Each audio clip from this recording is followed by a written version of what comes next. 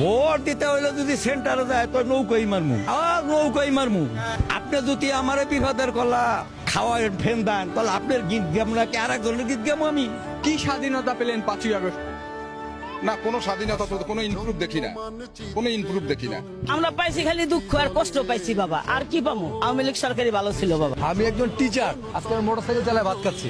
সংখ্যা চালানো লাগবে না, এখন পরাধীন বাংলাদেশ, আগেই স্বাধীন ছিলাম। আওয়ামী লীগ সরকার খুব সুন্দরভাবে দেশ চালাইছে, কিন্তু ইউনিট সরকার এই দেশ চালানোর মতো যোগ্য না। কথা কইতে গেলে তো দোষ হয়ে যায়।